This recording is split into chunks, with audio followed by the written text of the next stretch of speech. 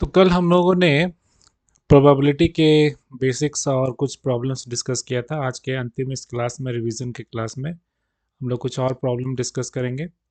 सवाल है हमारा कि एक जार में 24 कंचे हैं, जिसमें से कुछ हरे हैं और शेष नीले हैं।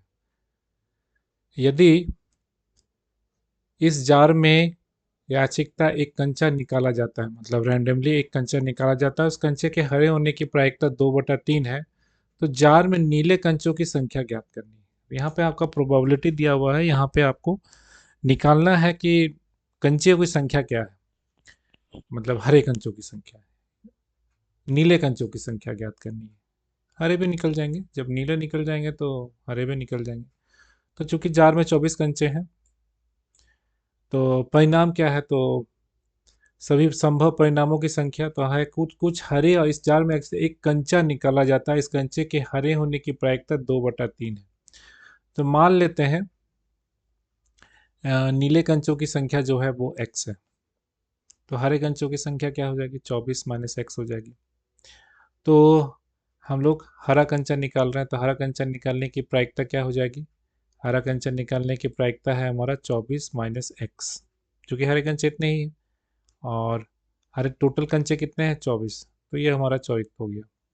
लेकिन यहाँ पे दिया हुआ पहले से कि हरे कंचे निकालने की प्रोबेबिलिटी 2/3 है, तो ये जो हमारा होगा, ये 24 माइनस एक्स डिवाइड बाई 24, ये किसके बराबर होगा, 2/3 का। तो इसको अगर जब हम लोग सॉल्व करेंगे इस इक्वेशन को, तो 3 इससे मल्टीप्लाई होगा, क्रॉस मल्टीप्लिकेशन जिसको कहते हैं, तीर तीर से ये इसके साथ मल्टीप्लाई होगा और ये इसके साथ मल्टीप्लाई होगा। सो 3 × 24 माइनस एक्स और 2 × 24, तो ये हो जाएगा 24 × 3 यानी 72 माइनस 3x, और ये हो जाएगा 48। सॉल्व करेंगे, x का वैल्यू आएगा 24/3 8। तो हम लोगों को निकालना था नीले कंचों की संख्या, जो क्या था, x। तो x की संख्या का वैल्यू क्या आया है यहाँ पे, 8। तो इस तरह से हम देख रहे हैं कि इस तरह के सवालों को हम लोग सॉल्व कर सकते हैं। तो जैसे एक और सवाल है कि एक पासे के फलकों की संख्या जो दिया हुआ है, 1 2 2 3 3 और 6 लिखी हुई है, इसे 2 बार फेंका जाता है तथा दोनों बार प्राप्त हुई संख्याओं का योग लिख दी जाए जाते हैं। दोनों बार फेंकने के बाद प्राप्त योगों के कुछ संभावित मान निम्नलिखित सारणी में दिए गए हैं। सारणी को पूरा करना है। तो अब इधर एक पासा है, तो पासा का में पहला पासा में क्या क्या होगा, 1 जो जो दिया हुआ है, 2 2 3 3 6, इधर भी हमारा 1 2 2 3 3 6। हम लोग स्टार्ट करते हैं। जब पहले का पंचा को फेंक रहे हैं तो एक आ रहा है, दूसरा में 2 आएगा, 3 आ सकता है, फिर 3 आ सकता है, इससे हम लोग स्टार्ट कर रहे हैं। फिर पहले वाले में 1 आ सकता है, फिर 2 आ सकता है, 3 आ सकता है, 4 आ सकता है, फिर 4 आ सकता है, 7 आ सकता है। ठीक है, फिर 3 4 4 5 5 8, इस तरह से ये आ सकता है। तो जिसको इस तरह के प्रॉब्लम को जो हम लोगों ने पहली बार में हम लोगों ने सॉल्व किया था, उसी तरह से इसको भी हमको सॉल्व करना है। तो पहले इस तरह का अगर सवाल दिया हुआ रहेगा, तो यहाँ पे क्या दिया हुआ, फलकों की संख्या 1 2 2 3 3 6, तो इसको हम लोगों ने इस तरह लिख लिया। इधर भी हम लोगों ने इसको लिख लिया, 1 2 2 3 3 6। इसे 2 बार फेंका जाता है तथा दोनों बड़ा प्राप्त संख्याओं के योग लिख दिए जाते हैं, तो ये लिखा हुआ है,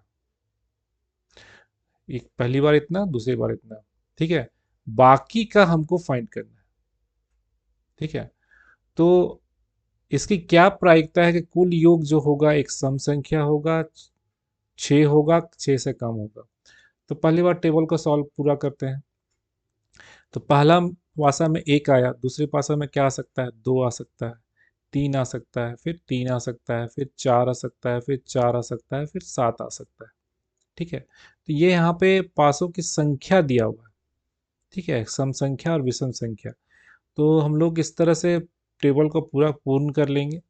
और संभावित, चूंकि इसमें हमारे 6 हैं, 1 2 3 4 5 6, और इसमें भी हमारे 6 है, टोटल हमारा परिणाम कितना हो जाएगा, हमेशा याद रखेंगे, दो जब पासे फेंकेंगे तो परिणाम हमारे कितने होंगे, 36 होंगे।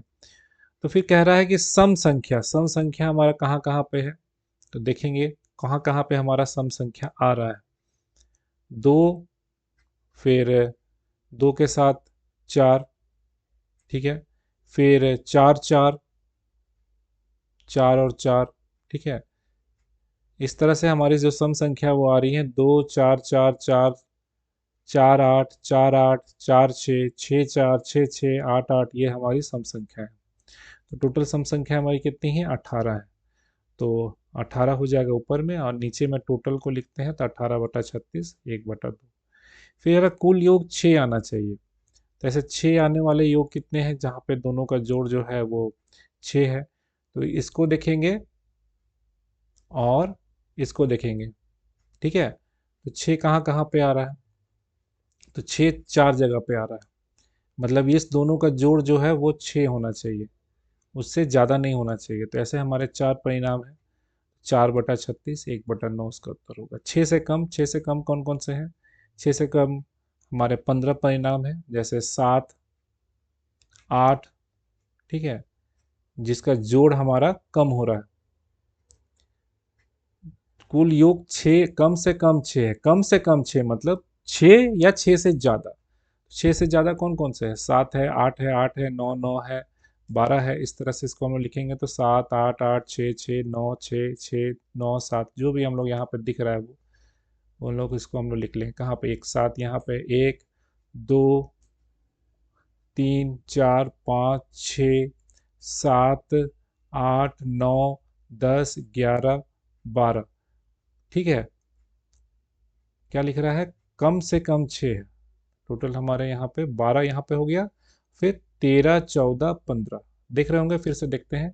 एक यहाँ से 1 2 3 4 5 6 7 8 9 10 11 12 13 14 15, 6 से ज़्यादा वाले, 6 से ज़्यादा वाले में 15, और नीचे में टोटल हमेशा 36 से रहेगा तो 5/12 काटेंगे तो 5/12 में इसका उत्तर आएगा। ठीक है, इस तरह से पासे वाले कल हम लोगों ने सॉल्व किया था। तो आशा करते हैं कि ये प्रोबेबिलिटी का चैप्टर काफ़ी अच्छी तरीके से सभी को समझ में आया होगा। प्रोबेबिलिटी से संबंधित प्रश्न जो हैं 2-3 तरह से आ सकते हैं, या तो पासे वाले जिसमें 2 पासे फेंके जाते हैं, हेड टेल्स वाले, पेन वाले प्रॉब्लम्स पूछे जा सकते हैं। ये आयत वाला प्रॉब्लम जो कल हम लोगों ने किया था, ये काफ़ी इंपॉर्टेंट क्वेश्चन है, यहाँ से एक सवाल पूछा जा सकता है। या फिर ABCD वाला, ये फलक वाला, ये सवाल पूछा जा सकता है। या फिर विषम सम संख्या भाज्य संख्या में, ये हम लोगों ने कल किया था। उसी तरह से हम लोगों ने किया था जलकुंड वाला एक किया था, ये नर मछली और मादा मछली वाला एक हम लोगों ने किया था। सिक्के वाला हम लोगों ने किया था, पिगी बैंक वाला, ये भी सवाल हम लोगों ने किया था। सफ़ेद गेंद और लाल गेंद वाला प्रॉब्लम हम लोगों ने किया था। और कुछ हम लोगों ने थ्योरी पोर्शन हम लोगों ने किया था, ठीक है। तो इस तरह से पत्ते वाले, इक्का और इक्का वाला नहीं, जो गार्ड कार्ड वाला कैसे हम लोगों ने किया था। तो ये प्रोबेबिलिटी चैप्टर हम लोग का आज कंप्लीट हो गया। इसके